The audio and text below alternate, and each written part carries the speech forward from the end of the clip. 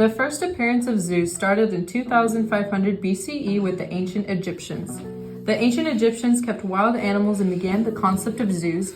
Gardens involved from menageries, the oldest known collection dated back to around 3500 BCE in Hierapolis, Egypt. Common exotic animals that were seen during this period were hippopotami, elephants, and wildcats. Since then, there have been a multitude of zoos emerging. For instance, the Detroit, Michigan Zoo opened its doors to the public in 1928. The Detroit Zoo had its first debut of chimpanzees in 1932. For chimpanzees, we go over how their environment in the zoo has a connection to their psychological health. Another zoo that opened up is the Central Park Zoo in New York in 1961. They had their first debut of polar bears in 1988. We discussed their polar bears' mental health and the connection to the medical care they receive. Both of these zoos are accredited by the Association of Zoos and Aquariums and follow manuals provided by the AZA in order to take care of the animals that they house. In 1924, the Association of Zoos and Aquariums, originally the American Association of Zoological Parks and Aquariums, was an American nonprofit organization founded and dedicated to the advancement of zoos and public aquariums in areas of conservation, education, science, and recreation. During this video, we will be discussing the controversial issue of animals housed in zoos and the effects on their psychological health. Now we will be going over the pros and cons. Pro: yes, animals housed in zoos are psychologically healthy. For example, chimpanzees. Several accredited organizations, including the Associations of Zoos and the Aquariums, suggest that optimal group size lies between 7 and 9 individuals, recommending mixed sex groups with several males and females of different ages, as well as ideally more females than males.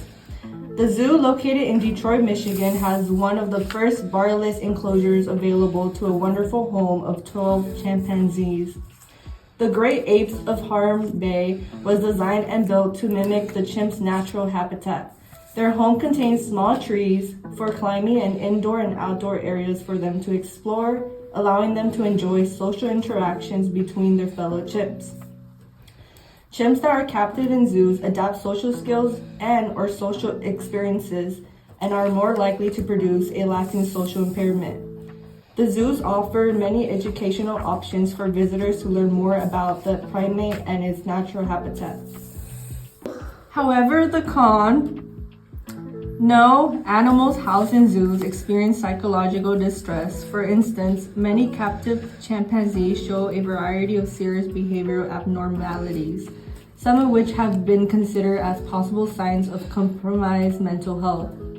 According to the National Library of Medicine, social deprivation or maternal separation has been suggested as causal factors in the development of abnormal behaviors in captive chimpanzees. These responses include plucking hair, eating feces, rocks, and intense grooming behaviors.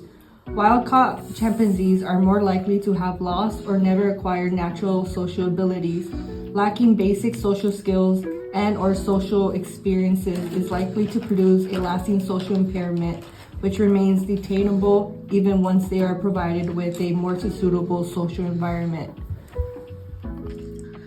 Now we will be talking about another zoo and animal. In the Central Park Zoo, a polar bear was given a dose of Prozac and was given behavioral therapy. The behavioral therapy was given to the polar bears to reinforce positivity and given challenges in order to keep their mind and body active. After some sessions, the polar bear did get better and didn't have as much repetitive zoochosis behavior. The Polar Bear Protection Act, habitats that include features such as foraging pits and underwater boulders, have been associated with decrease in stereotypic behavior. The con, however, drugs were given to the polar bears because instead of fixing the zoo environment for long-term benefits, they would rather give the animals drugs. Most polar bear environments are 0.0009% of the size of their natural habitats. This causes polar bears to cope with stereotypic behavior, such as figure 8 swimming and repetitive hair plucking. Now we will be talking about why this issue is important in psychology. Zoos are important in psychology because researchers are able to learn about their psychological well-being and suggest zoos improvements to benefit their animals. This also benefits psychologists by allowing them up-close observation to learn more about animal behavior. This issue is important in our society because we can learn more about the impact of animal care and the well-being of animals. The AZA care manuals can provide us with the knowledge on the care for a variety of animals, which is beneficial for learning purposes.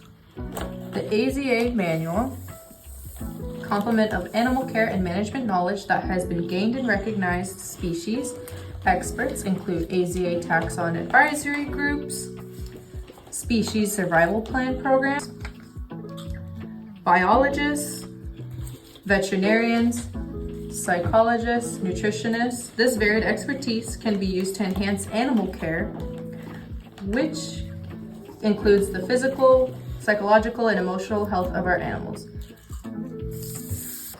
Zoos allow us to experience nature and are great resources for understanding more about conservation, biodiversity, and sustainability. The question that still remains is to resolve the issue is once releasing animals back into their natural habitat, is there an impact on their mental well-being compared to those receiving care in zoos?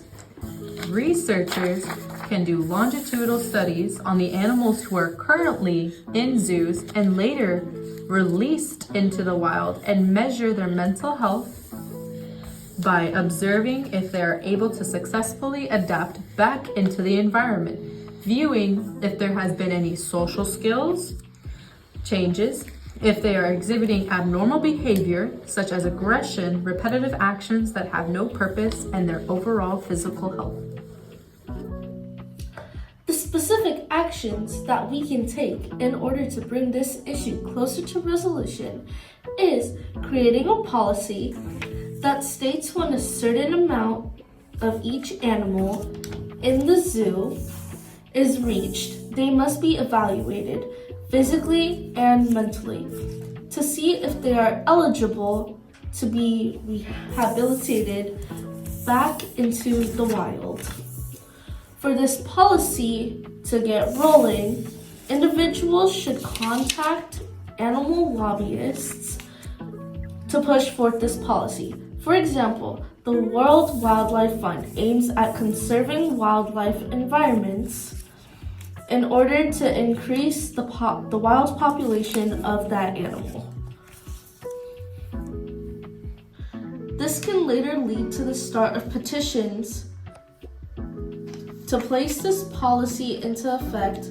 Contact the AZA to present this policy to local and state governments.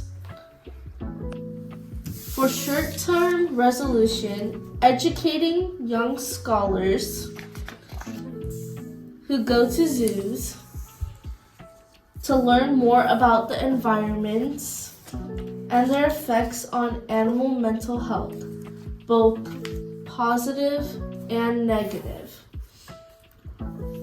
along with how zoos take care of the animals who do develop mental health issues and the resources they provide for the animal.